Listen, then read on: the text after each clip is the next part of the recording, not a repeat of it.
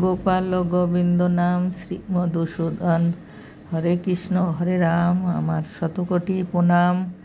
গোপু কথা চ্যানেলে আমি আজকে মনের কথা, মনের ভাবনা, মনের মানে দুশ্চিন্তা, এইসব নিয়ে আমি একটা কথা বলবো, ভিডিও বানাবো। আপনারা আমার এই গোপু কথা চ্যানেলে ভিডিওটা দেখার আমন্ত্রণ রইল। আর আপনারা দেখবেন, একটা লাইক সাবস্ক্রাইব করে দেবেন, আমার অনুরোধ রইল। গোপালের নাম করে আপনারা একটুখানি দেখবেন। হরে কৃষ্ণ হরে কৃষ্ণ। আজকে আমি বলবো আমার কথাই। মনে করেন এরকম হয়তো অনেকেরই হয়, মনে করেন আমার খাওয়া পড়ার কোনো অসুবিধা নেই, যা হোক আমার স্বামী যে পেনশন পায় তাতে আমাদের ভালোভাবে চলে যায়, আমাদের দুজনের লাগেও না। তবে আমাদের আরও 2-3 জন পরিবার আছে, আমরা নিয়েই আমরা খুব ভালোই আছি। কিন্তু তার ভিতরেও আমার মনে শান্তি নেই, কেন জানি না। কী জন্যে এরকম হয় তাই বুঝি না। কোনো সময় মনের ভিতরে একটু ভালো লাগে না। কারণ তো অবশ্যই আছে, সব কথা কারণ বলা যায় না, তাই আর কি। আমার মনের কথা বলছি যে আমার মোটেও ভালো থাকে না। তখন আমি কি করি, এই গোপালকে নিয়ে আর গোপালের ভিডিও বানিয়ে আমি মনের শান্তি আনি। তাই গোপালকে আমার এত কি বলবো, সব সময় আমার কাছে রাখতে পারলে খুবই ভালো লাগে। কিন্তু সব সময় তো কাছে রাখা সম্ভব না। গোপালের জায়গা আছে, তারও রেস্টের ব্যাপার আছে, সেই জন্যে তার ঘরে, ঠাকুর ঘরে আমি রেখে আসি। আবার কোনো সময় হয়তো ভালো লাগলো তখন আবার নিয়ে আসি। আর এই ফোন নিয়েই থাকি। ফোনটাই আমার জীবন এখন, আর গোপু আমার জীবন। আর গোপুর বাবা আছে, সেও আমার জীবন। ছেলে সন্তান সবই আছে, সবাইকে আমি ভালোবাসি।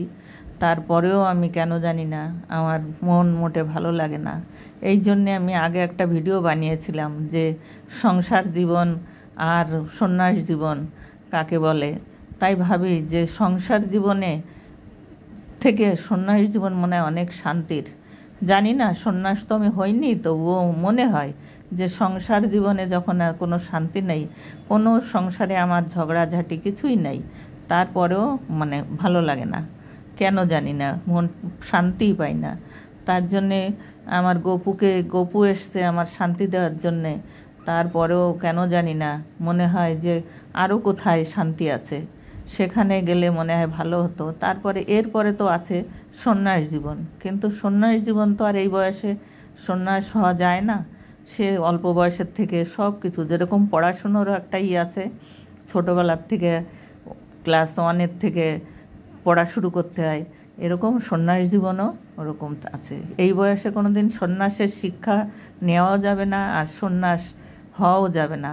সন্ন্যাসী অনেক কষ্টের জীবন, সেগুলো প্রথম থেকে অভ্যাস করলে তবেই হতো।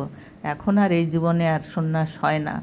তাই জানি না কী জন্যে ভগবান আমার এই মনটাকে অস্থির এইভাবে বানিয়ে রেখেছে, আমি কিছুই বুঝতে পারছি না। ঠাকুর তুমি জানো আমার মনটা এমন কেন হচ্ছে এরকম। আমার বড় ঠাকুর গেছে দিল্লিতে, এখন কি সেই জন্যে না কি জানি না, আমার বড় ঠাকুরের ডাক্তার দেখাতে গেছে।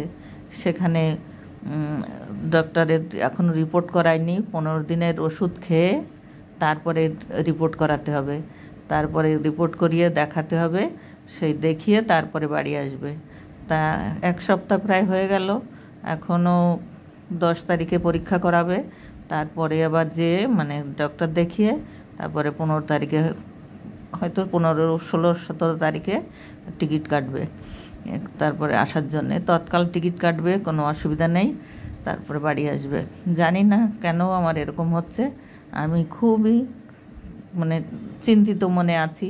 আমার চিন্তা কোনো সময় কমে না, মনে হয় সব সময়। তাই যত সময় আমার কাছে গপু থাকে তত সময় আমার কোনো চিন্তা থাকে না।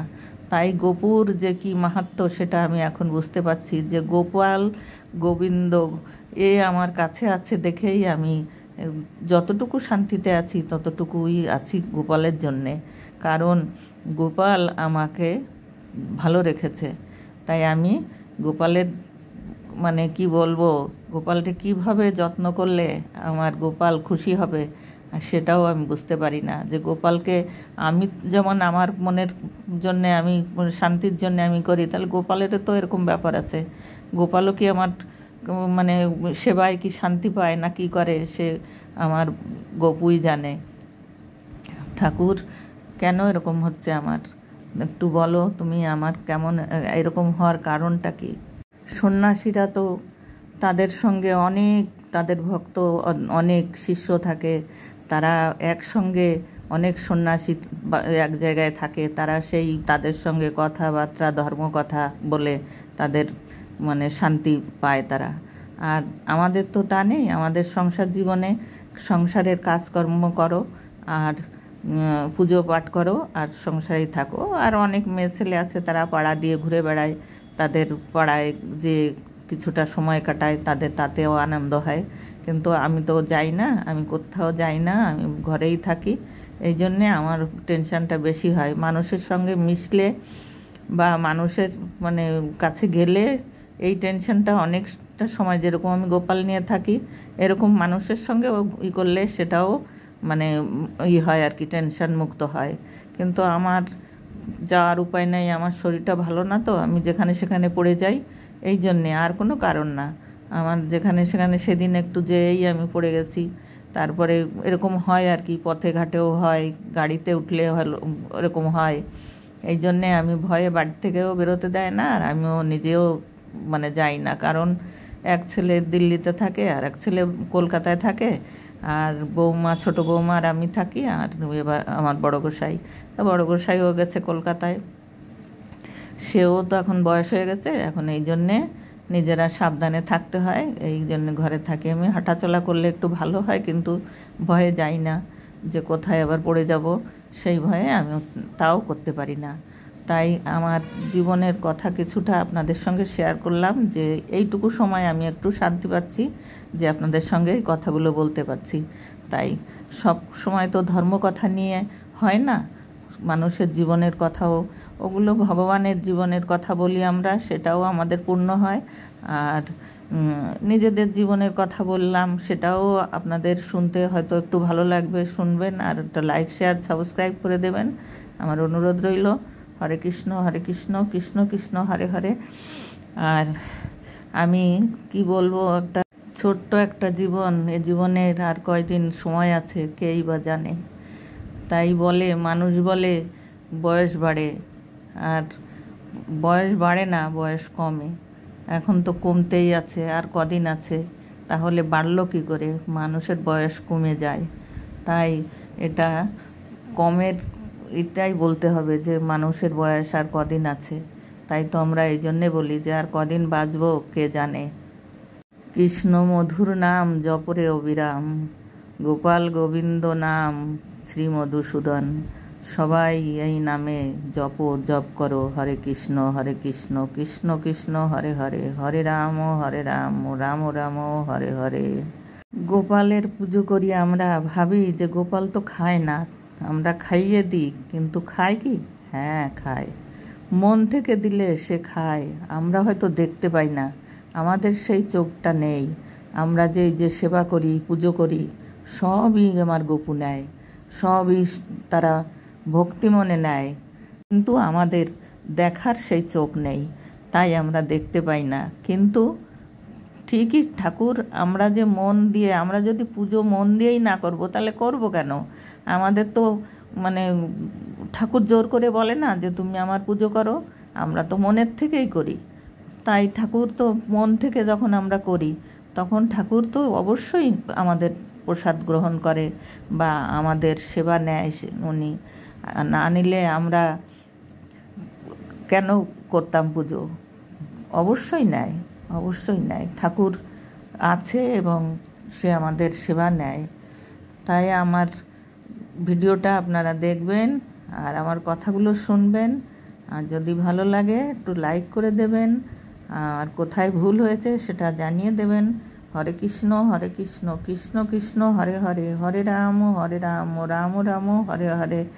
আমার গোপাল, এই যে গোপাল সেবা করছি, একটা নতুন গাছে ফুল হয়েছে, সেই ফুলটা দিলাম আর এই যে তুলসী পাতা, নীলকণ্ঠ ফুল, আমার গাছটা হয়তো বাঁচবে না, জল হয়ে গেছে বাড়িতে অনেক, গাছের গোড়ায় এক হাঁটু জল। আমরা চারিদিকে মানে উঁচু করা, আর আমাদের কোনো নালা নেই জল বেরোনোর, বাড়িতে অনেক জল হয়ে গেছে। আমি ফুল তুলতে যেতেও পারছি না, এত অসুবিধা করে ফুল তুলে আনছি, তারপরে গোপালের সেবা দিচ্ছি। তাই হরে কৃষ্ণ, আমার ফুল গাছগুলো ঠাকুর যেন বেঁচে থাকে, তোমার কাছে কামনা। তুমি তো সবই পারো, আমার ফুল গাছগুলো যেন মরে না, তাহলে তোমার কি করে আমি তোমার ফুল দেব, ফুল জল দেব। হরে কৃষ্ণ, হরে কৃষ্ণ। আর বাজার থেকে তো সবসময় যাওয়াও যায় না, ফুল আনাও যায় না। হরে কৃষ্ণ। সবাই ভালো থাকবেন, ভালো আমার জন্য কামনা করবেন।